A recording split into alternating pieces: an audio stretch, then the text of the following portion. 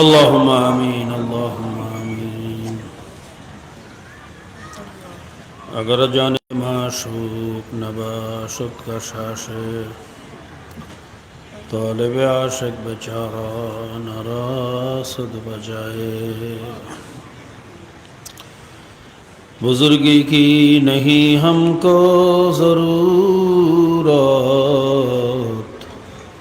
غلام اپنا بنا لے اے خدایا. نہ امریکہ نہ لندن سے الفت ہمیں مست مدینہ کر خدایا. মাবুদ রে, আমরা কতিপয় গুনাহগার গোলাম, গোলামের বাচ্চা গোলাম, বান্দি ঝাদা গোলাম, নালায়েক গোলাম, কপাল পোড়া গোলাম. মাবুদ রে, আমরা তো গোলাম আর তুমি তো মালিক. এই গোলামদেরকে তুমি মাফ করিয়া দাও. আল্লাহ, কিছু সময় তোমার পবিত্র নামের জিকির হইল, তোমার এই পবিত্র নামের উসিলায় আমাদের অপবিত্র কলবগুলা পবিত্র করিয়া দাও. আল্লাহ, আজকে মাহফিলকে হেদায়েতের জন্য কবুল করিয়া নাও. বিশেষ করে যতদিন জিন্দা রাখো ইসলামের উপরই জিন্দা রাখিও. যখন মওয়াতের বিছানায় পেটখানা ভাসাইয়া দেব, আজরাইল যখন দরওয়াজায় হাজির হইয়া যাবে, ইমানের সাথে মওয়াত দিও রে মালিক. তোমার গোলাম হিসাবে কবুল করিয়া লইও. ওয়াসাল্লাল্লাহু তাআলা আলা খাইরি খালকিহি মুহাম্মাদিন ওয়া আলিহি ওয়া আসহাবিহি ওয়া আজওয়াজিহি ওয়া আতবাইহি আজমাইন আরহামনা মাআহুম. ওয়া সালামুন আলাল মুরসালিন আলহামদুলিল্লাহি রাব্বিল আলামিন. ওয়ালাইকুম আসসালাম ওয়া রাহমাতুল্লাহ. আসসালামু আলাইকুম ওয়া রাহমাতুল্লাহ. আলহামদুলিল্লাহি ওয়া কাফা ওয়া সালামুন আলা ইবাদিহিল্লাযীনা ইসতাফা, আম্মা বা'দ. ফাআউযু বিল্লাহি মিনাশ শাইতানির রাজীম. বিসমিল্লাহির রাহমানির রাহিম. ইন্নাল্লাহা ওয়া মালাইকাতাহু ইউসাল্লুনা আলান নবী ইয়া আইয়ুহাল্লাযীনা আমানু সাল্লু আলাইহি ওয়া সাল্লিমু তাসলিমা. সবাই দুরূদ শরীফ পড়ি. আল্লাহুম্মা সাল্লি আলা সাইয়্যিদিনা নাবিয়্যিনা ওয়া শাফিঈনা ওয়া হাবিবিনা ওয়া মাওলানা মুহাম্মদ সাল্লাল্লাহু আলাইহি ওয়া আলা আলিহি ওয়া আসহাবিহি ওয়া বারাকা ওয়া সাল্লাম. একবার দুরূদ শরীফ পড়লে 10টা গুনাহ মাফ হয়, 10টা রহমত নাজিল হয়. দুরূদ পাঠকারীদের উপরে 70 জন করে ফেরেশতা নিয়োগ হয়. যতক্ষণ পর্যন্ত দুরূদ পড়তে থাকে, ফেরেশতারাও তাদের জন্য দোয়া করতে থাকে. এই জন্য যখনই আমরা দুরূদ শরীফ পড়ব, মুহাব্বতের সাথে পড়ব. কি রাজি আছেন ইনশাআল্লাহ? সবাই মহব্বতের সাথে দুরূদ শরীফ পড়েন। আল্লাহুম্মা সাল্লি আলা সাইয়্যিদিনা ওয়া নাবিয়্যিনা ওয়া শাফিঈনা ওয়া হাবিবিনা ওয়া মাওলানা মুহাম্মদ সাল্লাল্লাহু আলাইহি ওয়া আলা আলিহি ওয়া আসহাবিহি ওয়া বারাকা ওয়া সাল্লাম।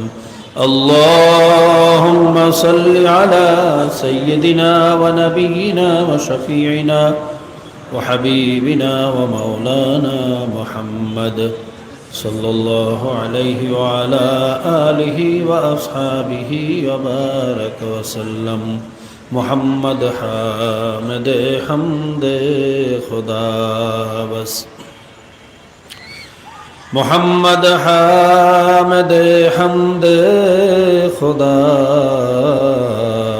بس خدا مدا محمد مصطفى بس زما حضوری برآمد جان عالم زما حضوری برآمد جان عالم ترحم يا نبي الله ترحمنا آخر رحمة للعالمين آخر رحمة للعالمين زمحرومات چرا غافل نشینی زخک ایلا لئے سیراب برخیز زخک ایلا لئے سیراب برخیز چنر غز خواب چند از خواب برخیز برو آور سرز برد یمانی برو آور سرز برد یمانی کہ روے تست صبح زندگانی بلغ العلا بكماله كشف الدجى بجماله حسنت جميع خصاله صلوا عليه وآله সবাই বলেন بلغ العلا بكماله كشف الدجى بجماله صلو علیہ وآلہ جو تیرے رحمت کا منکر ہو او میرا دل نہیں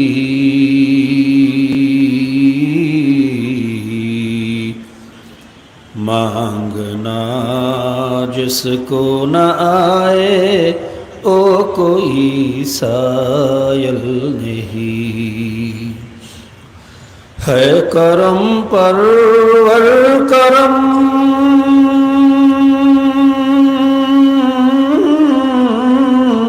اپنے گناہوں پر نہ چاہو رحم کی قابل ہوں میں انصاف کی قابل نہیں رحم کی قابل ہوں میں انصاف کی قابل نہیں بلغ العلا بكماله كشف الدجى بجماله حسنت جميع خصاله صلوا عليه وآله زور بولن بلغ العلا بكماله كشف الدجى بجماله حسنت جميع خصاله صلوا عليه وآله أعوذ بالله من الشيطان الرجيم بسم الله الرحمن الرحيم يا أيها الذين آمنوا اتقوا الله حق تقاته ولا تموتن إلا وأنتم مسلمون صدق الله المولانا العظيم আল্লাহ পাকের বান্দা জনাবে মুহাম্মদুর রাসূলুল্লাহ সাল্লাল্লাহু আলাইহি ওয়াসাল্লামের উম্মতগণ,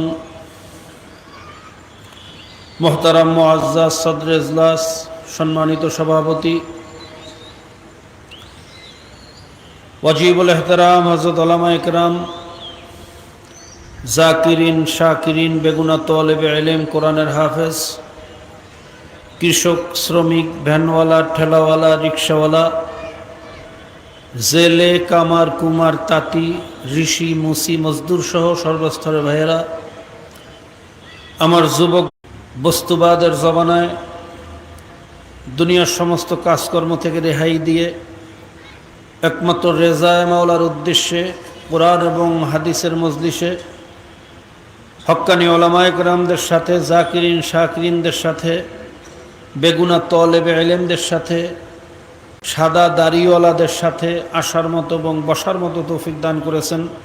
এই জন্য সবাই শুকরিয়া দান একবার বলি আলহামদুলিল্লাহ। চরমোনাইয়ের নমুনায় 3 দিন ব্যাপী ওয়াজ মাহফিলের আজকে প্রথম দিন। আল্লাহ চাহে তো আগামীকাল এবং পরশুদিন মাহফিল চলবে। আমাদের মহতারাম প্রাণপ্রিয় আমিরুল মুজাহিদিন হযরত পীর সাহেব হুজুর চরমোনাই তৌফিক দান করুক। ভাইরা, আজকে মজলিসটা যদিও ছোট্ট, কিন্তু আল্লাহ পাকের কাছে ছোট না। নূহ আলাইহিস সালাতু ওয়াস সালাম 950 বছর দাওয়াত দিয়া উম্মত বানাইছিলেন মাত্র 40 জন। ভাই, শব্দ দূষণ হইতেছে, গুম গুম করতেছে, কোনো কথা বোঝা যাইতেছে না।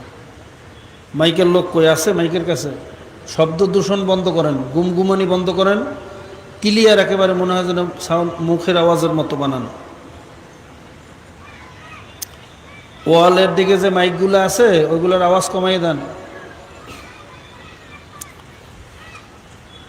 নূহ আলাইহিস সালাতু ওয়াস সালাম দাওয়াত দিয়েছেন কত বছর? উম্মত বানাইছিলেন কয়জন? তার নবুয়তি কাটা গেছে? আল্লাহ তাআলা দমক দিয়েছেন? তার মর্তবা আল্লাহর দরবারে কমছেন? কাজী সংখ্যায় বেশি হওয়া এইটাই কবুলিয়তের আলামত না। কথা ঠিক না? মজলিস যদিও ছোট্ট, কিন্তু আল্লাহর কাছে অনেক দামি। কথা ঠিক না? কেমন দামি? আল্লাহ রাসূল সাল্লাল্লাহু আলাইহি ওয়াসাল্লাম বলেন, যখন আল্লাহ পাকের বান্দা বান্দিরা মাওলার জিকিরের উদ্দেশ্যে একত্রিত হয়, মোটেও পরিবর্তন হয় না, আপনি কিছুই করেন না, আওয়াজ পরিবর্তন হয় না, হরেন নিয়ে দুয়ে রাখছে অনেক দূরে, আল্লাহ এই হরেন থাকবে তো 15 হাত কাছে, খালি গুম গুম গুম গুম করতেছে।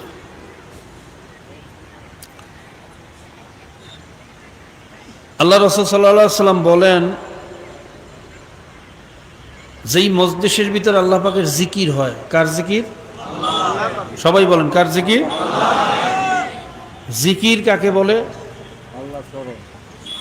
যেই কথা এবং কাজের মাধ্যমে আল্লাহ পাকের স্মরণ হয়। কার স্মরণ? ওটাই মাওলা পাকের জিকির। এখানে যে আলোচনা হইতেছে, যে কার্যক্রম চলতেছে, এই কার্যক্রমের মাধ্যমে কার স্মরণ হয়? না টাকা পয়সার স্মরণ? ব্যবসা বাণিজ্যের স্মরণ হয়? জোরে কোন? জমি জমার স্মরণ হয়? কার স্মরণ? এটা একটা জিকিরের মজলিস। এরপরে কতক্ষণ পরবার সুবহানাল্লাহ, আলহামদুলিল্লাহ, তাসবিহ, জিকির তো হচ্ছেই। কথা ঠিক না? তো জিকিরের মজলিস সম্পর্কে আল্লাহ রাসূল সাল্লাল্লাহু আলাইহি ওয়াসাল্লাম বলেন, যখনই আল্লাহ পাকের বান্দা বেদের একত্রিত হয়, জিকির আজগার করে, মাওলা স্মরণ করে, হাফফাতুমুল মালাইকা, ফেরেশতারা মজলিসটাকে ঘেরাও করিয়ে রাখে। অগশিয়াতুমুর রাহমা ওয়া নাযালাত আলাইহিমুস সাকিনা, ওই মজলিসের জন্য আল্লাহ পাক রব্বুল আলামিন রহমতের দরওয়াজা খুলিয়ে দেন, সাকিনা বর্ষণ করতে থাকেন। অন্য রওয়ায়াতে আসছে কুদরতি জবানে আল্লাহ পাক ডাকতে থাকেন, কে আছো গুনাহগার, আয় আমার দরজা খোলা, আমার কাছে মাপ চা, আমি তোদেরকে মাফ করিয়ে দেব। কাজী ভাইরা, বড় দামি একটা মজলিসে আমরা বসছি, যদি নিয়াতে খুলুসের সাথে বসতে পারি, খোদার কসম খাইয়া বললেও ভুল হবে না, একটা মানুষকে আল্লাহ খালিয়াতে ফিরিয়ে দেবেন না।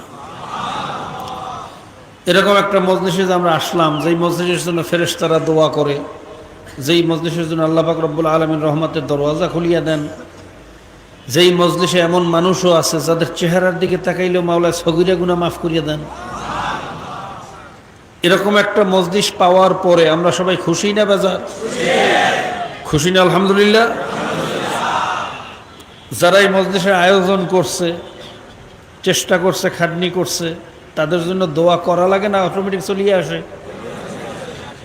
এরকম একটা আয়োজন যারা করছেন এবং যারা উপস্থিত হয়েছেন এই মজলিসের জন্য, যারা সহযোগিতা করছেন বুদ্ধি দিয়ে, শক্তি দিয়ে, মেধা দিয়ে, অর্থ দিয়ে, যে যেভাবে করছেন, আমরা অন্তর থেকে তাদের জন্য দোয়া করি আল্লাহ পাক রব্বুল আলামিন তাদেরকে দুনিয়া আখিরাতে কামিয়াব করুন। তবে রাত্র অনেক হয়ে যাইতেছে, লম্বা আলোচনা করব না, সংক্ষিপ্ত আলোচনা। আমাদের শায়খ ও মুর্শিদ হযরত পীর সাহেব হুজুর চরমনাই নওয়ারাল্লাহু মারকাদাহু চরমনের জমিনে ঘুমাইয়া রয়েছেন। তিনি প্রায়ই বলতেন যে বর্তমান জমানার ইসলাম হলো অন্ধের হাতি দেখার মতো। অর্থাৎ চাইর অন্ধ কাছে হাতি দেখতে, হাতি দেখে আসার পরে একজন আরেকজনকে বলে, ভাই হাতি কিরকম দেখলা? হাতি তো একটা ঘরের মতো। আরেক অন্ধে বলে, তুমি মিথ্যা বলতেছ, হাতি তো একটা খাম্বার মতো। আরেক অন্ধে বলে, তুমিও মিথ্যা বলতেছ, আসলে হাতি তো একটা কুলার মতো। কুলা পর্যন্ত ওই যে ধান ঝাড়ে কুলা। আরেক অন্ধে বলে, তুমিও মিথ্যা বলতেছো, আসলে হাতি তো মোটা একটা রশি বা কাঁচির মতো। এই নিয়ে ঝগড়া করতেছে। তখন পাশ দিয়ে এক চক্ষুওয়ালা ব্যক্তি যাইতেছে, অন্ধের দলের ঝগড়া দিকে বুঝতে পারছে যারা কি নিয়ে ঝগড়া করে। বলে, ভাই তোমরা কি নিয়ে ঝগড়া করো? বলে, ভাই আমি হাতি দেখলাম একটা ঘরের মতো, ও বলে একটা খাম্বার মতো। আরেকজনে বলে, আমি দেখলাম একটা মোটা রশি বা কাঁচির মতো, ও বলে একটা কুলার মতো। এই নিয়ে আমরা ঝগড়া করতেছি। তখন ওই চক্ষুওয়ালা ব্যক্তি বলে, ভাই আসলে তোমরা কেউই মিথ্যাবাদী না, প্রত্যেকেই সত্যবাদী। অন্ধ মানুষ তো চোখ দিয়ে তো হাতি দেখো না, হাতি দেখছো ধরিয়া। কি কথা ঠিক না? যে হাতির শরীর হাঁটাইয়া দেখছো, সে মনে করছো হাতি একটা ঘরের মতো বিশাল। যে হাতির পাও ধরিয়া হাঁটাইছো, সে মনে করছো হাতি একটা খাম্বার মতো বিশাল মোটা। যে হাতির কান ধরছো, সে মনে করছো হাতি একটা কুলার মতো চ্যাপটা। আর যে হাতির সুর ধরছো, সে মনে করছো হাতি একটা মোটা রশি বা কাঁচির মতো। আসলে সব কিছু মিললে হইল হাতি, আর কোনো একটা ছাড়া হাতি হইতে পারে? জোরে কোন পারে? তো বর্তমান জমানার ইসলাম হইল অন্ধের হাতি দেখার মতো। একদল আছে শরিয়াত শরিয়াত, শরিয়াতের ফজিলত পড়ছে, এখন শরিয়াত ছাড়া আর কিছু বোঝে না। একদল আছে মারেফাত মারেফাত, মারেফাতের কিছু এলেম শুনছে বা পড়ছে, এর কাছে আর অন্য কোনো খবর নাই, শুধু মারেফাত নিয়েই আছে। কথা কয় না? একদল আছে দাওয়াত দাওয়াত, আরেক দল আছে জেহাদ জেহাদ। বাইরে শুধু দাওয়াতের নাম কি ইসলাম? কথা কন? শুধু জেহাদ, শুধু শরিয়াত, শুধু মারেফাত, এই সব কিছু মিললেই তো ইসলাম। শুধু হার্টের নাম কি মানুষ? কিডনির নাম? কথা কন? লাংসের নাম, চোখের নাম, সব কিছু অর্গান মিললেই একটা মানুষ। এর কোনো একটা অর্গান যদি নষ্ট হইয়া যায়, ওই মানুষটার বাঁচতে ধরে কোন পারে? ঠিক তদ্রুপ শরিয়াতও যেরকম প্রয়োজন, মারেফাতও প্রয়োজন, দাওয়াতও যেরকম প্রয়োজন, জেহাদও সেরকম প্রয়োজন। আর কোনো একটা বাদ দিলে আর ইসলাম, জোরে কোন ইসলাম, এ সব কিছু মিললেই হইল ইসলাম। বর্তমান জমানায় ভাইরা যে যেইটা বুঝছি, শরিয়ত নিয়ে যারা আছে, শরিয়তের মাসলা মাসাইল, শরিয়ত অনুযায়ী নামাজ পড়ি, মনে করছে নামাজ হয়ে গেছে। কিন্তু নামাজের ভিতরে যদি মারেফাত না থাকে, নামাজ হবে? কতক্ষণ হবে? আপনি নামাজের মধ্যে পুরো কোরআন শরীফ খতম করছেন, কিন্তু খেয়ালের মধ্যে খালি টাকা পয়সা, ব্যবসা বাণিজ্য, আল্লাহর খেয়াল আপনার নামাজের মধ্যে নাই। খুশু খুজুর কোনো বালাই নাই। শরীয়তের আইন মান্য আপনি নামাজ রুকু সেজদা দিলেন। দুনিয়ার মানুষের দৃষ্টিতে আপনার নামাজ হইতে পারে, কিন্তু আমার মাওলার কাছে নামাজ কতক্ষণ হবে?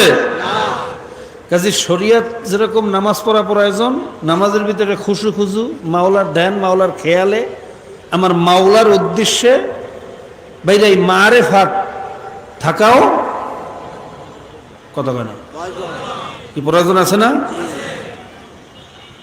মানুষকে দেখানোর জন্য আমার নামাজ পড়লেন। বাইরে কোরআনুল কারীমের মধ্যে আসছে ফাওয়াইলুল লিল মুসাল্লিন, নামাজীদের জন্য ওয়াইল দোজক। কার জন্য? কথা বলতেছে না, উত্তর আসে না, গুম গুম করে, কথা বোঝা যায় না। কার জন্য ওয়াইল দোজক? ইন্না সলাতা তানহা আনিল ফাহশাই ওয়াল মুনকার ওয়া যিকরুল্লাহি আকবার। অন্য জায়গায় বলতেছেন যে নামাজ হইল সবচেয়ে বড় জিকির। এই নামাজ তোমাদেরকে সমস্ত খারাপের থেকে বাঁচাইয়া রাখবে। as-salatu মিফতাহুল জান্নাহ, নামাজ হইল বেহেশতে যাওয়ার কি জোরে কোন? নামাজ নামক চাবি না থাকলে বেহেশতের তালা খুলবে না। অথচ এই জায়গায় সেবার বলতেছে ফাওয়াইলুল লিল মুসাল্লিন, নামাজীদের জন্য ওয়াইল দোজক। কি বিপরীতমুখী কথা হইল না? কথা কয় না, বিপরীতমুখী না? কোন নামাজীদের জন্য ওয়াইল দোজক? আল্লাযীনা হুম আন সালাতিহিম সাহুন, যারা সুস্তি কাহিনীর সাথে নামাজ পড়বে, ঢিলা ঢালা নামাজ। আল্লাযীনা হুম ইউরাউন, যারা মানুষকে দেখানোর জন্য নামাজ পড়বে, আমার মাওলার জন্য পড়বে না। মানুষে দেখলে নামাজ পড়ে, মানুষে না দেখলে পড়ে না। জোরে কর নাউযুবিল্লাহ। যখন মানুষের সামনে নামাজ পড়ে কত সুন্দর করে নামাজ পড়ে, 2 রাকাত নামাজ পড়তে 10 মিনিট লাগাইয়া দেয়। যখন একা একা নামাজ পড়ে 4 রাকাত নামাজ পড়ে 2 মিনিটে। আছে না নাই? তাহলে তোমার এই নামাজটা আমার মাওলার জন্য হয় না, এটা হচ্ছে মানুষের জন্য। আর মানুষকে দেখানোর জন্য যদি নামাজ পড়া হয়, শরীয়তের যতই মাসলা ঠিক থাকুক, ওই নামাজ নামাজিকে জান্নাতে নিতে পারবে না, জাহান্নামে নিয়ে যাবে। জোরে কর নাউযুবিল্লাহ। তাহলে শরীয়তও যেরকম প্রয়োজন, মারেফাতও প্রয়োজন, আছে না নাই? অনেকে আবার আছে ভাইরা মাজার পূজারী নামে পরিচিত। এরা ভাইরা শরীয়তের কোনো বালাই নেই। শরীয়ত দিয়ে কি করবো? মারেফাত ছাড়া তো শরীয়তের কোনো দাম নাই। এর লেগে আগে মারেফাত অর্জন করতেই না। নাউযুবিল্লাহ। সারা বছর নামাজ পড়লাম কিন্তু মারেফাত অর্জন হইল না, এই নামাজে তো জাহান্নামে যাওয়া লাগবে। এইটা দিয়ে দলিল দেয় তারা। নাউযুবিল্লাহ। যে আল্লাহ কইছে ফাওয়াইলুল লিল মুসাল্লিন, নামাজে তো ওয়াইল দোজক। আল্লাযীনা হুম আন সালাতিহিম সাহুন আল্লাযীনা হুম ইউরাউন, সুস্তি কাহিনীর সাথে ঢিলাঢালা নামাজ, ব্যায়ামের নামাজ, মানুষকে দেখানোর নামাজ। এই নামাজ তো নামাজের জাহান্নামে নেবে, কাজে নামাজ পড়া যাইবে না। নাউযুবিল্লাহ। আগে দেল ঠিক করে এরপর নামাজ পড়ো। একদল আছে না নাই? এই জন্য ওরা দেখবেন বলে কয় দেলের পর্দা বড় পর্দা, বাইরের পর্দা কিছু না। দেল কোরআনের মানি বুঝলা না ও মাওলানা, দেল কোরআনের মানি বুঝলা না। নাউযুবিল্লাহ কেন? আবার কয় আজাজিলে সেজদা দিয়া নাপাক করলো সব জায়গা, লা মোকামে সেজদা দিলে খুশি হয় যে রব্বানা। দিল কোরআনের মানি বুঝলা না ও মাওলানা, দিল কোরআনের মানি বুঝলা না। সকল হরফ সরা সরা, লাম আলিফের গোড়ায় জোড়া, মিমের খবর কেউ রাখে না, রাখে শুধু রব্বানা। দিল কোরআনের মানি বুঝলা না ও মাওলানা, দিল কোরআনের মানি বুঝলা না। নাউযুবিল্লাহ। এরা বলতে চায় দিলের পর্দা হলো আসল পর্দা, বাইরের পর্দার তো কোনো দাম নাই। কাজেই মহিলা পুরুষ একসাথে লাফালাফি করো, কয় হাল ছাইরো না, ছায়া আছে, মানে লাফাইতে লাফাইতে কাপড় খুলে গেল, হাল ছাইরো না, লাফাইতেই থাকো, ছায়া তো আছে। নজরুল খান, কারণ এরা বলতে চায় যে দিলের পর্দা হইলে আসল পর্দা, বাইরের শরীয়তের কোনো দাম নাই। কথাটা একদিক দিয়ে আসলেই ঠিক। আসলে আপনার দিলের মধ্যে যদি পর্দার আজমাত, পর্দার মোহাব্বত, পর্দার হায়বাত না থাকে, উপরে উপরে যত পর্দা করবেন এই পর্দার কোনো মূল্য আল্লাহর দরবারে নাই। কি কথা ঠিক না? কিন্তু আপনাদের কাছে জিজ্ঞেস করি, উপরে উপরে পর্দা না করিয়া, অর্থাৎ শরীয়তের বাহ্যিক পর্দা না করিয়া অন্তরে পর্দা অর্জন করা, এটা কোনোদিন সম্ভব? এই যে 60 বছর 80 বছর পর্যন্ত দাড়ি চুল জট পাকাইয়ে ফেলাইছে, বাইরে মোষ নামতে নামতে কোন জায়গায় আইছে, মুখ কোন জায়গায় দেখা যায় না, কথা কয় না? এই মারেফাত খুঁজতে খুঁজতে যে জট লাগাইলো, শরীর দিয়ে যে শগুনের গন্ধ বাইর করলো, কথা কয় না? কোনো গোসল টোসল নাই তো, উজু গোসল, ওটা তো শরীয়ত, তো লাগে না, আছে না নাই? এই 60 বছর পর্যন্ত মারেফাত অর্জন করার চেষ্টা করছে, মারেফাত অর্জন করতে পারছে না? শরীয়ত ছাড়া মারেফাত হইতে পারে? শরীর ছাড়া রুহু থাকতে পারে? শরীয়ত এবং মারেফাত এক এবং অভিন্ন দুইটা জিনিস, খুব ভালো করে মনে করে রাখবেন। একটা হলো শরীর আর একটা হলো রুহ। একটা হলো শরীর, শরীর ছাড়া যেরকম রুহু থাকতে পারে না, রুহু হইল মারেফাত, কেউ দেখে না। রুহু কেউ দেখে? কোন জায়গার থেকে আসে, কোন জায়গার থেকে বের হয়, কোনো ডাক্তারে বাইর করতে পারছে? এটা হলো মারেফাত, কথা ঠিক না? কিন্তু রুহুটা যখন বাইর হইয়া যায়, শরীর আর বাসে? শরীর আর বাসে? তাই রুহুটা থাকে কি হাওয়ার মধ্যে না শরীরের মধ্যে? কথা কয় না? তাহলে বোঝা যায় শরীর ছাড়াও রুহু থাকতে পারে না, আর রুহু ছাড়াও শরীর বাঁচতে। কাজে শরীয়ত ছাড়াও মারেফাত হইতে পারে না, মারেফাত ছাড়াও শরীয়তের মূল্য। আল্লাহ পাক রব্বুল আলামিন আমাদের সকলকে শরীয়ত এবং মারেফাতের উপরে আমল করার তৌফিক দান করুন। এরা বলে আজাজিলে সেজদা দিয়ে নাপাক করছে সব জায়গা, লামকামে সেজদা দিলে খুশি হয়েছে রব্বানা। সেজদা দেব কোন জায়গায়? সব জায়গা তো আজাজিল, সেটা এখন ইবলিস, সে সেজদা দিয়ে নাপাক করিয়ে রাখছেন, বলে সেজদা দেওয়ার জায়গা নাই। নাউজুবিল্লাহ কয় না? এই জন্য বন্ডেরা দেখবেন নামাজ পড়ে না। এখন বলতেছে সেজদা দেবে কোন জায়গায়? লামকাম। লামকাম কারে কয়? সকল হরফ সরাসরা, লাম আলিফের গোড়ায় জোড়া। খুব ভালো করে বুঝছেন, সকল হরফ সরাসরা, লাম আলিফের গোড়ায় জোড়া না? মিমের খবর কেউ রাখে না, রাখে শুধু রব্বানা। অর্থাৎ লাম আলিফের জোড়া দিলে, মানুষ দাঁড়াইলে লাম আলিফের জোড়ার বাইরে একটা খারাপ কথা বলা হয়েছে, আমি যে প্রকাশ্যে বলতে পারবো না, ছোট পোলাপানও আছে, কথা ঠিক না? ওই মিম মানে লাম, মানে লামকাম, ওই জায়গায় সেজদা দিলে বলে আল্লাহ খুশি হয়ে যাবে। এই জন্য দেখবেন এই বন্ডের দলেরা আসন দেখতে বইয়ে থাকে, আর তার ভক্তরা এসে লামকামের মধ্যে সেজদা মারে। কথা বুঝতে পারছেন? আর এরা বলে আমার বাবা আল্লাহর ওলি, আমার কিসের ভয়? বাবাই আবার বলে আমি যদি তোদেরকে বেহেশতে নিতে পারি না পারি, তাহলে আমি এবার কেমন ফিরইলাম?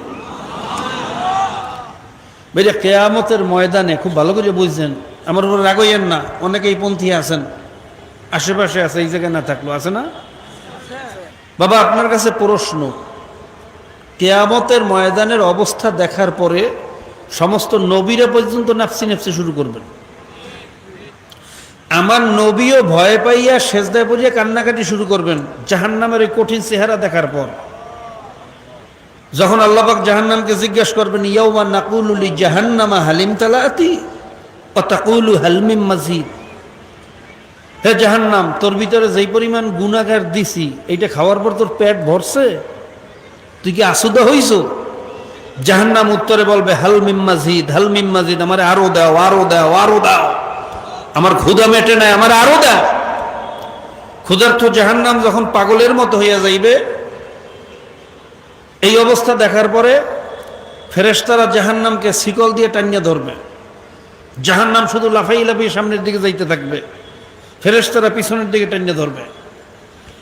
যখন ফেরেশতারা জোর করিয়া পিছনের দিকে জাহান্নামকে টানিয়ে রাখবে, জাহান্নাম বাধা পাইয়া ক্ষুধার্ত বাঘের মতো গুরিম গুরিম গুরিম গুরিম আওয়াজ শুরু করবে। জাহান্নামের গুরিম গুরিম আওয়াজে কিয়ামতের ময়দানটা থর থর থর থর থর থর করিয়া কাঁপবে। এই অবস্থা দেখিয়া নবীরা সবাই সেজদা পড়িয়া যাইবে। ওয়ায়াকুলু মুসা কালিমুল্লাহি নাফসি নাফসি, ঈসা রুহুল্লাহি নাফসি নাফসি, ইব্রাহিম খলিলুল্লাহি নাফসি নাফসি। সমস্ত নবীরা বলবে, মাবুদ রে আমারে বাঁচাও, আমারে বাঁচাও। জাহান্নাম যেভাবে লাফাই লাফাই আসতে আছে, জানি না কখন থাবা মারিয়া খাইয়া ফেলায়।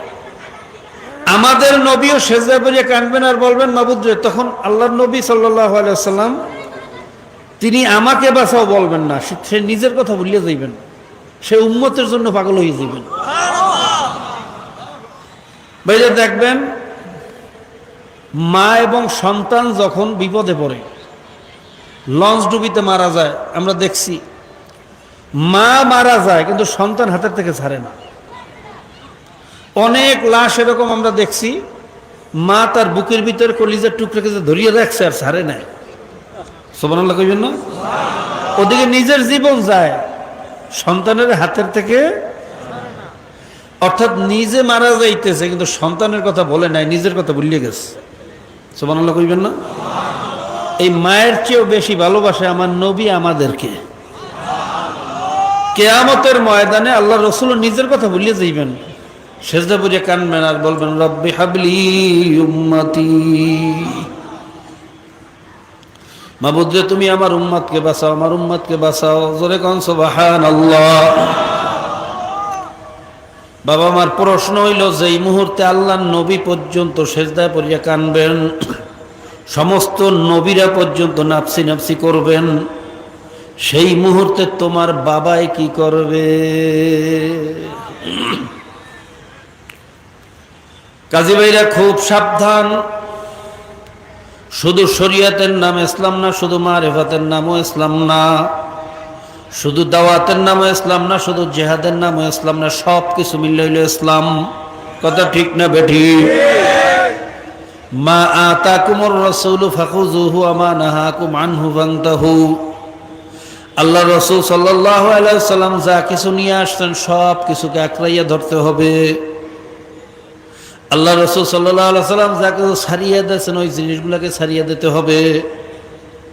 এর নাম হইল ইসলাম, এর নাম হইল মুসলমানি। এর ব্যতিক্রম করলে ভাইরা ইসলামও হবে না, মুসলমানিও হবে না। কথা ঠিক না বেঠিক?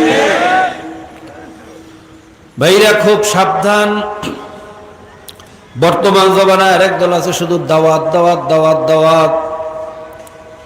জিহাদেরও খবর নাই, তালিমেরও খবর নাই, শরীয়তেরও খবর নাই, মারিফাতেরও খবর নাই। কথা ঠিক না বেঠিক?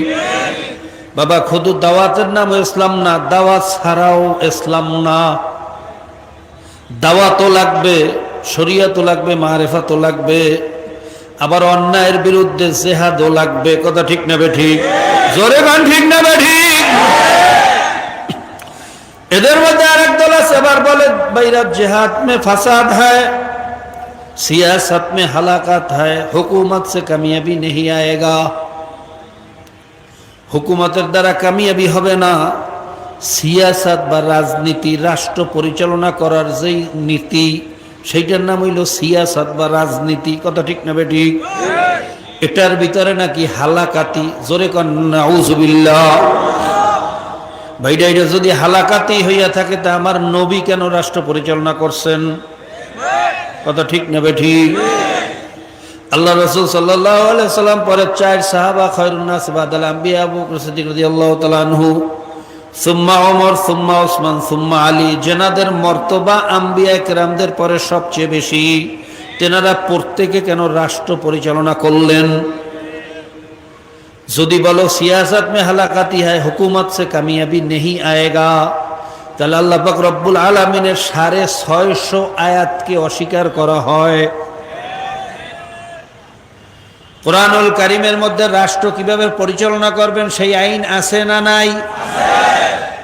খাজনা, ট্যাক্স, ওসর কিভাবে আদায় করবেন কোরআন এবং হাদিসের মধ্যে আছে না নাই? চুরি করলে কি বিচার, জেনা করলে কি বিচার, মদ খাইলে কি বিচার, পরের আইল ঠেললে খাইলে কি বিচার, মাপে কম দিলে কি বিচার, মিথ্যা বললে কি বিচার। এই অন্যায়ের বিচারের জন্য কিসাসের আয়াত আছে না নাই? জোরে কানা আছে না নাই? যদি কেউ বাইরা জেহাদকে বা রাষ্ট্র পরিচালনাকে বা সিয়াসতকে বাইরা হালাকাত বলেন, এইটাকে অস্বীকার করেন, তাহলে কোরআনুল কারীমের সমস্ত আয়াতগুলোকে অস্বীকার করা হয়। আর কোরআনুল কারীমের একটা আয়াত যদি কেউ অস্বীকার করে, তার ঈমান থাকতে পারে না। তবে ভাইরা, অনেকে আমরা আছি দাওয়াতের কাজে বেশি ব্যস্ত থাকি, অন্য অন্য কাজ ইলম তাজকিয়াত বাইরা অনেক সময় কম করি ঠিক আছে, কিন্তু সমর্থন করি, কথা ঠিক নেবে ঠিক। অনেকে দর্স তাদরিস কিতাবাদি মাদ্রাসা নিয়ে বেশি ব্যস্ত থাকি, তালিমের কাজ কম হইতেছে, দাওয়াতের কাম কম হইতেছে, জিহাদের কাজে কম অংশগ্রহণ হয়। ভাইয়া কিতাবাদির বাইরা প্রয়োজন আছে, আরো বেশি করিয়া ইলমের প্রয়োজন, আরো বেশি মাদ্রাসা গড়ার প্রয়োজন। মাদ্রাসা না থাকলে ইসলাম থাকবে না, মুসলমানও থাকবে না, কথা ঠিক নেবে ঠিক। আপনি কিতাব নিয়ে বেশি ব্যস্ত, আলহামদুলিল্লাহ, আরো বেশি ব্যস্ত হওয়া দরকার, আরো বেশি খেদমত করা দরকার। কিন্তু বাইরা দাওয়াত তাজকিয়া জিহাদ ফি সাবিলিল্লাহ এর বিরোধিতা করিয়েন না, ঈমান থাকবে না। জোরে গান ঠিক নেবে ঠিক। ভাইরা তাদের সমর্থন করেন, যারা ওইগুলা করতেছে তাদেরকে সহযোগিতা করেন। যদি প্রকাশ্যে না পারেন গোপনে করেন, কথা ঠিক নেবে ঠিক। যদি গোপনে না পারেন, ভয় পান, আপনার ঈমান যদি এতই দুর্বল হইয়া থাকে, অন্তত ঘরে বসে বসে তাদের জন্য দোয়া করেন। আল্লাহর কাছে দুই হাত উঠাইয়া দুই ফোঁটা চোখের পানি ছেড়ে কান্দেন, মাবুদ রে, যারা তোমার দ্বীন প্রতিষ্ঠিত করার জন্য চেষ্টা করতেছে, আমি ওইভাবে পারি না, তুমি আমাকে মাফ করিয়া দাও। যারা চেষ্টা করতেছে তাদেরকে তুমি কামিয়াব করিয়া দাও, কথা ঠিক না বেঠি। যদি এইভাবে দোয়াটুকুও করতে পারেন, ভাইরা দুর্বল ঈমান হইল আপনার ভিতরে আছে, সরিষার দানা পরিমাণ হইল ঈমান আপনার ভিতরে আছে। আর সরিষার দানা পরিমাণ ঈমানও যদি থাকে, ভাইরা জাহান্নামের আযাব সহ্য করার পরে হইল একদিন না একদিন জান্নাতে যাওয়ার আশা আছে, কথা ঠিক না বেঠিক? জোরে বল ঠিক না বেঠিক? আর খোদার কাছে যদি বিরোধিতা করেন, ঈমান থাকবে না। বিরোধিতা করিয়েন না, অন্য কাজগুলোকে সমর্থন করেন। কাজী ভাইরা, সব জিনিস মিললে হইল ইসলাম। আল্লাহ পাক রব্বুল আলামিন আমাদেরকে সব বিষয়ের উপরে কম বেশি আমল করার তৌফিক দান করুন। এই জন্য আমাদের শায়খ ও মুর্শিদ হযরত পীর সাহেব হুজুর চরমনাই নওয়ারাল্লাহু মারকাদাহু ভাইরা, তিনি বলতেন, আমি সিয়াসাত করি না, রাজনীতি করি না, আমি যেটা করতেছি এটা হইল ইবাদত, কথা ঠিক না বেঠি? ভাইরা, অনেকেই জিনিসটা বুঝতো না, এখন কিছুটা হইলেও বোঝে। আল্লাহ পাক রব্বুল আলামিন সমস্ত মুসলমানদেরকে এটা বোঝার তৌফিক দান করুন। ভাইরা, আমার এই কথাগুলা অনেকের মত হয় না, আমি জানি। আমার এই কথা অনেকে বিরক্ত হইতে পারেন, কষ্ট পাইতে পারেন, আমি খুব ভালো করিয়া জানি। কারণ বর্তমান জমানায় শুধু ফজিলাতের বয়ান করলে সবাই খুশি, কোন আমল করলে কোন সওয়াব, কোন আমল করলে কত সওয়াব, আসমান জমিন বরাবর সওয়াব, পাহাড় পরিমাণ সওয়াব। ভাইরা, এই বয়ানে সবাই খুশি, আমি জানি। কিন্তু এত সওয়াব কামাই করিয়া রাখবা কোন জায়গায়? ঈমানের তো তলা ফুটা হইয়া গেছে, কথা ঠিক না বেঠি? যদি ঈমানের তলা ফুটা না হইতো, এই 95% মুসলমানের দেশে কুফরি আইন থাকতে পারতো না, ঠিক না বেঠি? 92-95% মুসলমানের দেশে আজকে জেনার আইনে ভরা, মদের আইনে ভরা, সুদের আইনে ভরা, বেপর্দার আইনে ভরা। পর্দা করার জন্য পারমিশন লাগে, পর্দার বাইরে বেপর্দা হইতে কোনো পারমিশন লাগে না। জোরে গান ঠিক না বেঠি? জোরে গান ঠিক না বেঠি? বিয়ে করার জন্য 18 বছরের মেয়ে হইতে হয়, কিন্তু জেনা করার জন্য 16 বছরের মেয়েরা পতিতাবৃত্তি করতে পারে, সমস্যা নাই। তাহলে বোঝা যায় আসলে আমাদের ঈমানের তলা ফুটা হইয়া গেছে, মুসলমান হইতে পারি নাই। যদি মুসলমান ঠিকমতো হইতে পারতাম, এই সমস্ত কুফরি আদর্শ 92% মুসলমানের দেশে থাকতে পারতো না। কাজী ভাইরা পায়ে হাত দিয়া বলিয়া গেলাম, ভুল বোঝা বন্ধ করো। মুসলমান কোনোদিন ইসলামের বিরুদ্ধে আদর্শ নিয়ে মাঠে কাজ করতে পারে না। কুফরি আদর্শ বাস্তবায়নের চেষ্টা কোনো মুসলমান করতে পারে না। সিয়াসত মে হালাকাত है, हुकूमत से कामयाबी नहीं आएगा। এই ফতুয়া দিয়া কুফরি আইন বাস্তবায়ন করার পক্ষে আপনাকে দেখা যায়, আপনি আসলে এখনো মোমেন হইতে পারেন না। এই কথা ঠিক না বেঠি? জোরে না ঠিক না বেঠি? কাজী বাবা খুব সাবধান, খুব সাবধান। ইমান আমল দুরস্ত না করিয়া কবরে যাইও না। ভাইরা, কবরে কিন্তু কে মুফতি, কে মুহাদ্দিস, কে পীর, কে মুরিদ, ভাইরা কে শাইখুল হাদিস, কে ভাইরা শাইখুল মাশায়েখ, এই সমস্ত পরিচয় কিন্তু কবরে চলবে না। কথা ঠিক না বেঠি? কবরে দেখবে ইমান ঠিক আছে কিনা, আমল ঠিক আছে কিনা। যদি ইমান আর আমল ঠিক থাকে, ফাদাখালাল জান্নাহ, জোরে কোন সুবহানাল্লাহ। আর যদি ইমান আমলের ভিতরে ত্রুটি দেখা দেয়, ফি নারি জাহান্নাম খালিদিনা ফিহা আবাদা। ভাইরা, কবরে যেয়ে যদি বলেন আমি মুফতি, আমি মুহাদ্দিস, এই কথা কবরের ফেরেশতা শুনবে না। আল্লাহ রাসূল সাল্লাল্লাহু আলাইহি ওয়াসাল্লাম মা ফাতেমা রাদিয়াল্লাহু তাআলা আনহাকে নসিহত করতেছেন, ইয়া ফাতেমা তানকিজি নাফসাকি মিনান নার। ফাতেমা, তুমি নিজেকে নিজে জাহান্নামের আগুন থেকে বাঁচাইয়া তারপর মাওলার কবরে যাইও। কবরে যাইয়া যদি বলো আমি নবীর মেয়ে, এ কথা কিন্তু কবরে শুনবে না মা।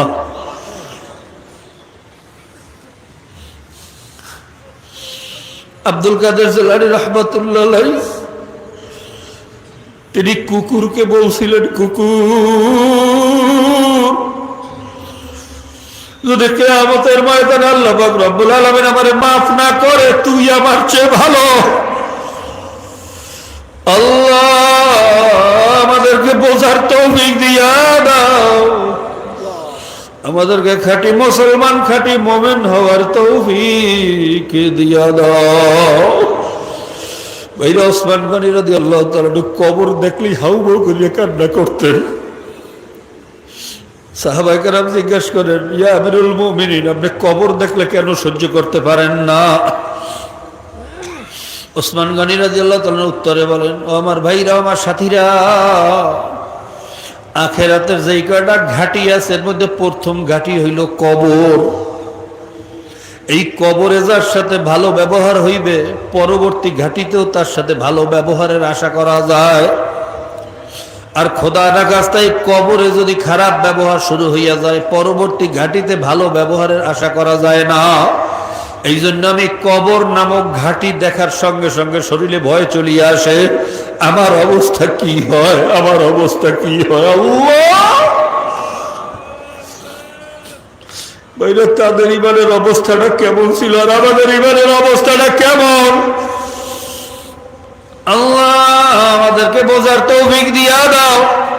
বাইরে আল্লাহর নবী যদি তার মেয়ের ব্যাপারে সিকিউরিটি দিতে না পারেন, আল্লাহর নবী যদি বলেন ফাতেমা নিজেকে নিজে দুরুস্ত করিয়া তারপর মাওলার কবরে যাইও, তাহলে তোমার মতো আমার মতো মোল্লা মৌলবীর অবস্থা কি হবে?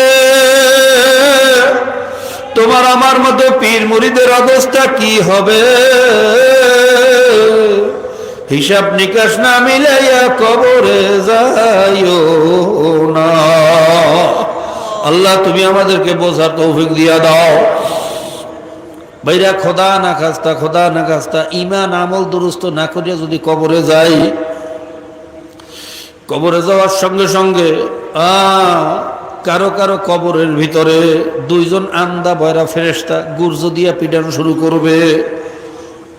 এক পিডানে 7 তবক জমিনের নিচে ঢুকবে, আবার টাইনে উঠাইবে, আবার মারবে, আবার উঠাইবে, আবার মারবে।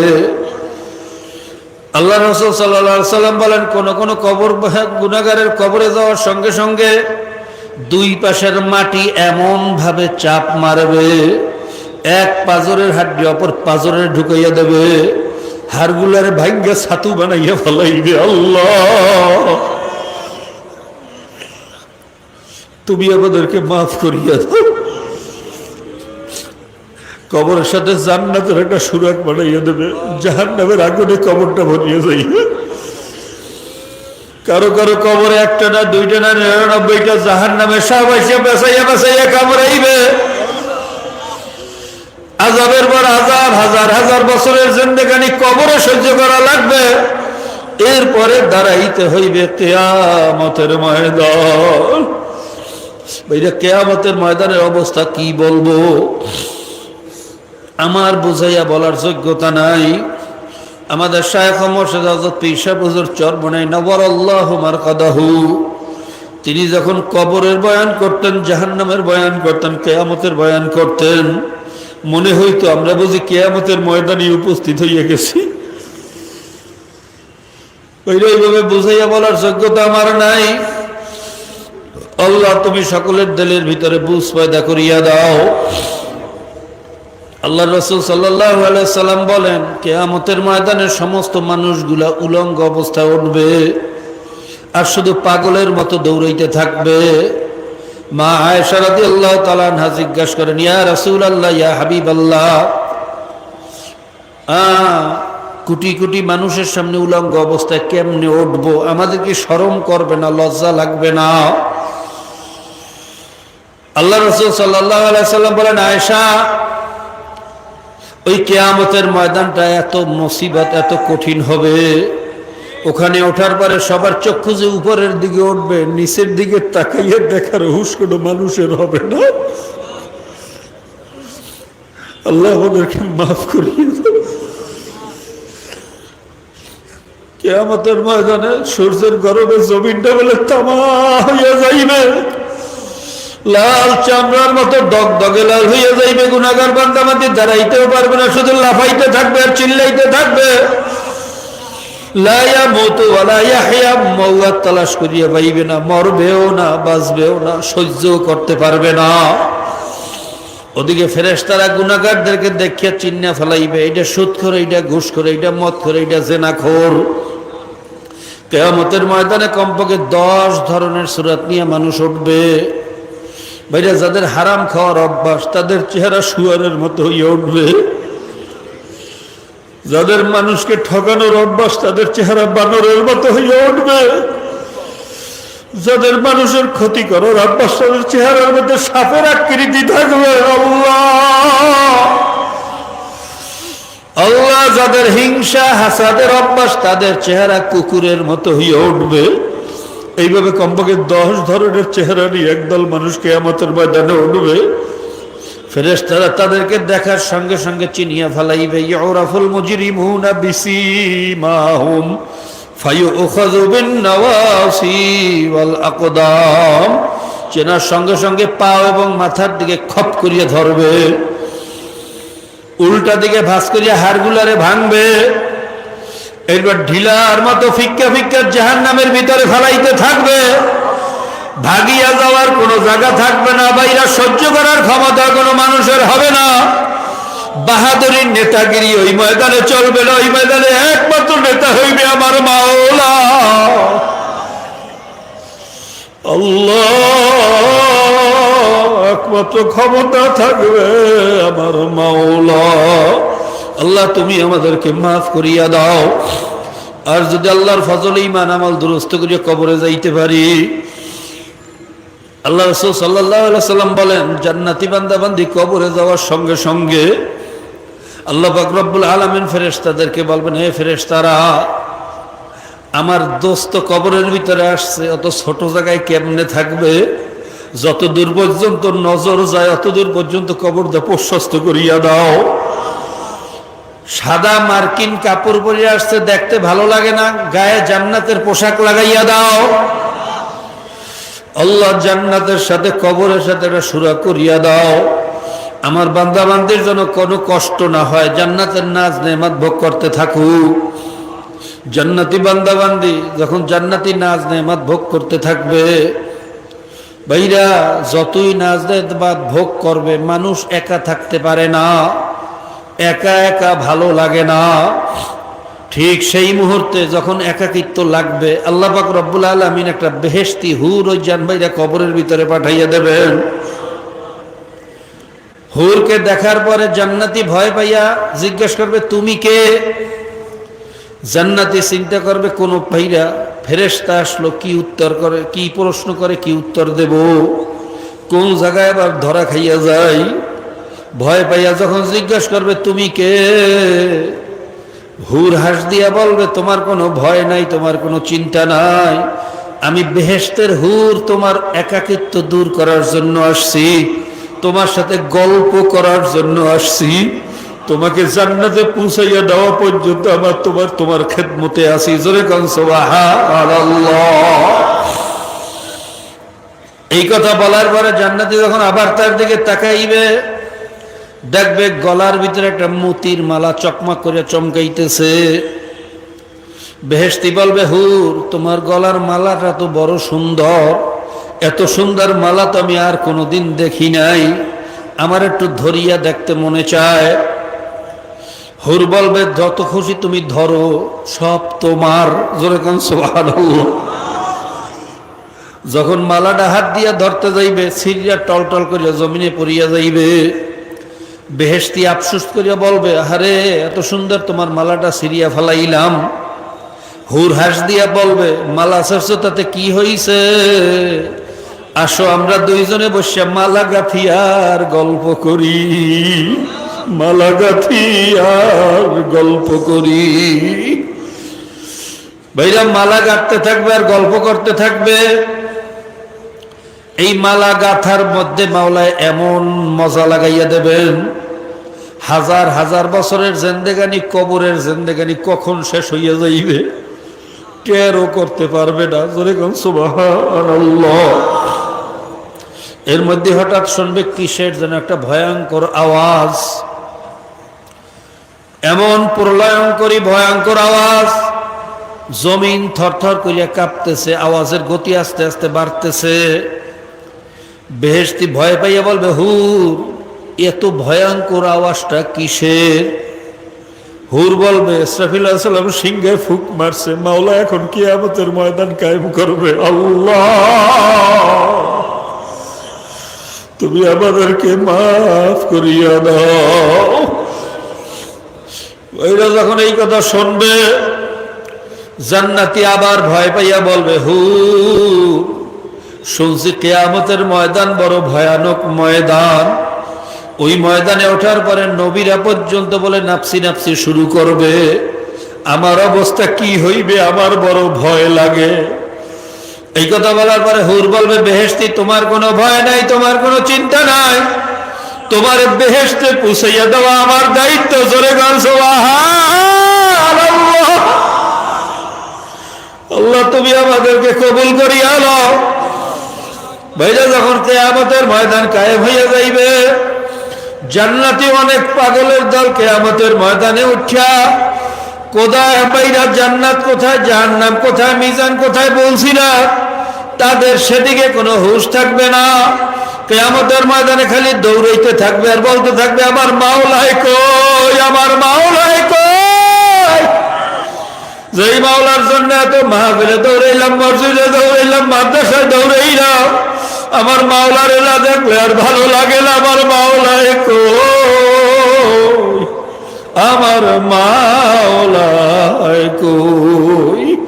ভাইরা এই পাগলের দলেরা যখন দৌড়াইতে থাকবে, আল্লাহ পাক রব্বুল আলামিন ফেরেশতাদেরকে বলবেন এ ফেরেশতারা আমার এই পাগলদের কাছে তোরা যাইস না, ওদের কোনো সুয়াল করিস না, ওদের কোনো প্রশ্ন করিস না, ওদের এই ময়দানে কোনো সুয়াল নাই, কোনো জবাব নাই, ওদের সুয়ালের জবাব দেবো আমি মাওলাই নিজে, ওদের কোনো সুয়াল জবাব লাগবে না।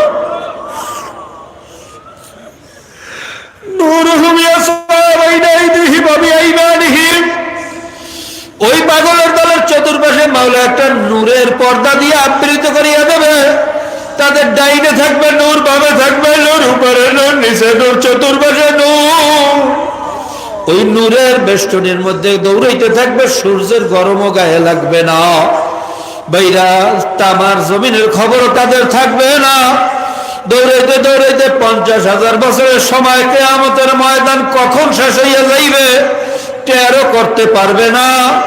এরপরে কেউ বিজলির বেগে, কেউ তেজ রফতার ঘোড়ার বেগে পুলসিরাত পার হয়ে যখন জান্নাতের ভিতরে ঢুকবে, জান্নাতের হুর গেলবারেরা তাদেরকে ইস্তেকবাল দিয়ে মেহমানদেরকে গালি জামিলে যখন ইস্তেকবাল করিয়া ভিতরে নিয়ে যাইবে, জান্নাতের সৌন্দর্যতা দেখার পরে জান্নাতীরা বলবে, ও মাওলা রে,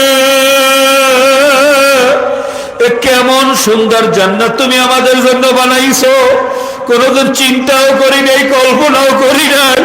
তোমার জান্নাতি যদি এত সুন্দর হয়, তুমি জানি আরো কত সুন্দর। ও মাওলা রে, তুমি আমাদেরকে কবুল করিয়া লও। ভাইয়া, একদল পাগলের দল এইভাবে হাসর নাসর হইয়া জান্নাতে চলিয়ে যাইবে।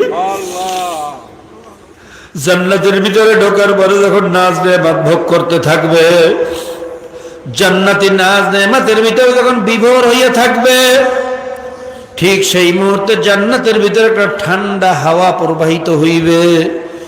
ওই আরামদায়ক, শান্তিদায়ক, প্রশান্তিদায়ক ওই ঠান্ডা হাওয়া যখন প্রবাহিত হবে, জান্নাতের ভিতরে একটা গাছ থাকবে সাজরায় তুবা। ওই তুবা নামক বৃক্ষের ভিতরে চিকন চিকন ডাল, চিকন চিকন পাতা, বিশেষ বাইরে বাদ্যযন্ত্রের বাইরে সিস্টেমে গাছটা মাওলায় বানাইছে। জোরে কোন সুবহানাল্লাহ। যখন এই বাতাস গাছের ডালের মধ্যে লাগবে, একটা ডালের সাথে আর একটা ডালের যখন বাড়ি লাগবে, ওই গাছ থেকে মিউজিক্যাল করুণ আওয়াজ, এমন আওয়াজ ওই গাছ থেকে বের হবে, ওই আওয়াজের তালে হুরগেল বানারা সব মাতালের মতো হইয়া যাইবে। হুরগেল বানারা মাতালের মতো নৃত্য পরিবেশন করবে, আর ওই আওয়াজের তালে তালে গাইতে থাকবে, নাহনুল খালিদাতু ফালা নাবিদু, নাহনুর রাজিয়াতু ফালা নাবসু। আল্লাহ এইভাবে সুরের তালে তালে নাচতে থাকবে আর গাইতে থাকবে। যখন এইভাবে আনন্দ ফুর্তির ভিতরে জান্নাতীরা বিভোর হইয়া থাকবে, ঠিক সেই মুহূর্তে মাওলায় কারীম গায়েব থেকে সালাম পাঠাইবেন, আসসালামু আলাইকুম ইয়া ইবাদি। ভাইরা, মাওলার আওয়াজ শোনার পরে সব কিছু ভুলিয়া জান্নাতীর ওই সালামের দিকে আকৃষ্ট হইয়া আবার অপেক্ষা করতে থাকবে। জান্নাতীরা ভাইরা বুঝতে পারবে এই সালাম আর কারো সালাম না, এটা আমার মাওলার সালাম, এই সালাম আমার মালিকের সালাম। আল্লাহ পাক রব্বুল আলামিন আবার জিজ্ঞেস করবেন, হাল ওয়াজাদতুম মা ওয়াদাকুম ইয়া ইবাদি, হে পাগলেরা, তোদের জন্য আমি যা কিছু ওয়াদা করছিলাম সব তোরা পাইছো নাকি? একদল পাগলেরা বলবে, ওয়াজাদনা মা ওয়া'আদতানা ইয়া রাব্বানা, আল্লাহ তুমি যা ওয়াদা করছো সবই পাইছি। এত নেয়ামত আমাদের জন্য রাখছো, কোনোদিন কল্পনাও করতে পারি নাই। আর একদল পাগলে বলবে, না মাওলা, এখনো ওয়াদা পুরো হয় নাই, এখনো সবকিছু পাই নাই। আমার মাওলা বলবে, আবার কোন জিনিসটা বাকি রইল? এত হুর, এত গেলমান, এত শরবতের নহর, এত মধুর নহর, এত ফল, এত মূল, এরপরে আবার কোন জিনিসটা বাকি রইল? তখন ওই পাগলের যারা বলবে, মাবুদ রে, হুর গেলবা জিতনা নেমত হ্যায় তু,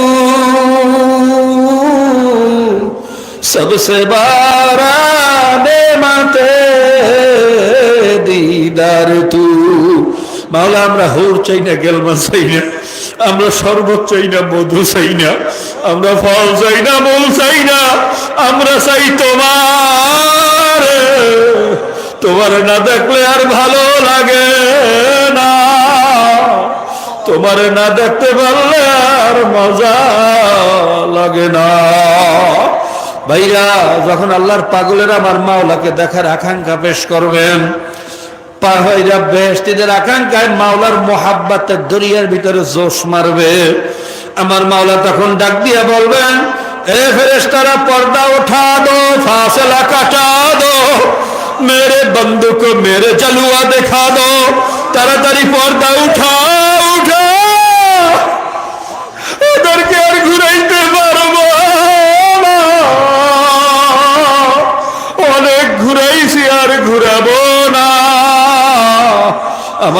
বান্দাদের সাথে আমার মোলাকাত করাইয়া দে। আল্লাহ আমাদেরকে তুমি কবুল করিয়া লও। মাওলার নূরের তাজাল্লি 70,000 পর্দার যখন এক কোণা ফাঁক করা হবে, নূরের তাজাল্লিতে সমস্ত বেহেশতীরা বেহুশের মতো সেজদায় পড়িয়া থাকবে। এক দিদারে 40,000 বছরের সময় কাটিয়া যাইবে। সেজদার থেকে উঠিয়া পাগলেরা বলবে, মাবুদ রে, তোমার হাবিব তো বলছেন সাতারাউনা রাব্বাকুম কামা তারাউনাল কামারা ফি লাইলাতুল বদর, তোমাকে আমরা পূর্ণিমার চাঁদের মতো দেখতে থাকবো। কোনো ভিড়াভিড়ি করা লাগবে না, কোনো বেহুশ হওয়া লাগবে না। কিন্তু কি দেখলাম, দেখতে না দেখতেই তুমি গায়েব হইয়া গেল। আর আমরা কেমন বেহুশের মতো তন্দ্রাচ্ছন্ন পড়িয়া পড়িয়া রইলাম। আল্লাহ পাক রব্বুল আলামিন বলবেন, হে বান্দা বান্দি ঠিকই বলছো, আমার নূর দুই প্রকার, একটা নূরে জালালি, একটা হইলো নূরে জামালি। একটা হইলো গরম নূর আর একটা হইলো ঠান্ডা নূর। একটা প্রকাশ করছে সূর্যের মাধ্যমে, আর একটা প্রকাশ করছে চন্দ্রের মাধ্যমে। আমার নূরে জালালি, এই গরম নূর সহ্য করার ক্ষমতা কোনো মানুষের নাই। আমি দেখতে না দেখতেই গায়েব হই নাই। 40,000 বছর আমি তোদের অপেক্ষায় ছিলাম। আয়, তোদের মন ভরে না, আয় তোদের এবার আমি নূরের জামালি হইয়া দেখা দেব। আল্লাহ, এই কথা বলি আমার মাওলা কারীম সমস্ত জান্নাতীদেরকে নিয়ে ফি মাকআদি সিদকিন ইনদা মালিকিন মুকতাদির, এই মাকাদের সিট নামার জায়গার ভিতরে জান্নাতীদেরকে নিয়ে একটা মাহফিল বসাইবে। জোরে গান সুবহানাল্লাহ। ওই মাহফিলের ভিতরে একটা বিশাল স্টেজ থাকবে। 1 লক্ষ বা 2 লক্ষ 24,000 পয়গাম্বর স্টেজের ভিতরে বিশিষ্ট মেহমান হিসেবে থাকবেন। স্টেজের ভিতরে চেয়ার থাকবে মাত্র 2টা। একটা হইল সভাপতির জন্য বরাদ্দ, আর একটা হইল প্রধান অতিথির জন্য। সভাপতি হইবে আমার মাওলা লা ইলাহা ইল্লাল্লাহ, প্রধান অতিথি হইবে মুহাম্মাদুর রাসূলুল্লাহ। সবাই বলুন সুবহানাল্লাহ। ভাইরা, আল্লাহর পরই যার স্থান, আল্লাহর পরই যার সম্মান, তিনি হইলেন আমার নবী জনাবে মুহাম্মাদুর রাসূলুল্লাহ। সেই মেয়েকে বলছেন, ফাতেমা, ঈমান আমল দুরস্ত না করিয়া কবরে যাইও না, হিসাব মিলাইয়া কবরে যাইও বাবা, হিসাব মিলাইয়া কবরে যাইও। আল্লাহ আমাদেরকে বোঝার তৌফিক দিয়া দাও। আল্লাহ, ভাই এই মজলিসটা কত যে সুন্দর হবে, আমার মতো আপনা পিপিলিকার দ্বারা বোঝানো সম্ভব না। আল্লাহ পাক রব্বুল আলামিন এই মজলিসটা কি আয়োজন, কি সুন্দর করিয়া রাখছেন। আল্লাহ পাক রব্বুল আলামিন ভাইরা মজলিসের ভিতরে ফেরেশতা ইসরাফিলকে বলবেন, ইসরাফিল, ফেরেশতাদের ভিতরে তো তোমার কণ্ঠ বড় আওয়াজ দরাজ, বড় সুন্দর, তুমি এই মজলিসে একটু হামদে বাড়িতালা পরিবেশন করো। ইসরাফিল আলাইহিস সালাতু ওয়াস সালাম মাওলার প্রশংসার একটা খাজানা গাইয়া শুনাইবেন। জোরে কান সুবহানাল্লাহ। ভাইরা, আমরা যে মাহফিল গজল কিরাত দিয়ে শুরু করি, এই নিয়ম কোথায় পাইলাম? এই জান্নাতের নিয়ম অনুযায়ী। এরপর আল্লাহ পাক রব্বুল আলামিন নবী দাউদ আলাইহিস সালামকে বলবেন, ও নবী দাউদ, আপনার কণ্ঠ আমি দুনিয়ার ভিতরে সবচেয়ে সুন্দর করিয়া বানাইছি। আপনার কণ্ঠের আওয়াজ তেলাওয়াত শোনার জন্য এইরা নদীর কিনারায় মাছগুলা জমা হইয়া যাইত। দাউদ আলাইহিস সালাম যখন তেলাওয়াত শুরু করতেন, পাখিগুলা মাথার উপরে ভিড় করিয়া ওই করুণ মধুর আওয়াজে সব মাতালের মতো খালি মাথার উপরে ঘুরিয়ে আসমানটা কালা বানাইয়া ফেলাইত। এমনকি পিঁপড়া পর্যন্ত গর্ত থেকে পাগল হইয়া নবী দাউদের দিকে ছুটতো। জোরে গান সুবহানাল্লাহ। আল্লাহ পাক রব্বুল আলামিন বলবেন, ও নবী দাউদ, আমার জান্নাতি মেহমানদেরকে আপনার সেই জাদু মাখা কণ্ঠ দিয়া আজকে একটু কোরআনুল কারীম তেলাওয়াত করিয়া শুনান। জোরে গান সুবহানাল্লাহ। নবী দাউদ আলাইহিস সালাম মাওলার ইশারায় 1 সেকেন্ডের ভিতরে 30 পারা কোরআনের হাফেজ হইয়া যাইবেন। ওই মজলিসের ভিতরে বাইরা সূরা ইয়াসিন তেলাওয়াত করিয়া শুনাইবেন। দাউদ আলাইহিস সালাম যখন ইয়াসিন বলিলা টান মারবে, বেহেশতিরে পাগলের মতো হইয়া যাইবে। বাইরা দুনিয়ার আদনাকারী যারা একটু ভালো তেলাওয়াত করতে পারে, দেখবেন যখন মাওলার কালামের বাইরে আয়াতের ভিতরে টান মারে, আমাদের অনেকের গল্প বাইরে বন্ধ হইয়া যায়, মিটিং এ কথাবার্তা বন্ধ হইয়া যায়, হাতের কাজ অটোমেটিক বন্ধ হইয়া যায়, খবরও থাকে না। কথা ঠিক না বে ঠিক? জোরে না ঠিক না বে ঠিক? দুনিয়ার আপনা একজন কারি তেলাওয়াতে যদি মানুষের এই অবস্থা হইতে পারে, নবী দাউদ আলাইহিস সালাম যখন এই মধুমাখা কণ্ঠ দিয়া মাওলার কালাম তেলাওয়াত করা শুরু করবেন, কেমন মজার হবে। আল্লাহ তুমি আমাদেরকে ওই নেয়ামত থেকে বঞ্চিত করিও না। আল্লাহ পাক রব্বুল আলামিন বলবেন, হে নবী দাউদ, আপনার কণ্ঠ সুন্দর ঠিক আছে, কিন্তু যেই কোরআন আপনি তেলাওয়াত করিয়া শুনাইছেন, এই কোরআন তো আমি আপনার উপরে নাজিল করি নাই। এই কোরআনের জন্য আপনি একদিনও কষ্ট করেন না, পাথরের আঘাত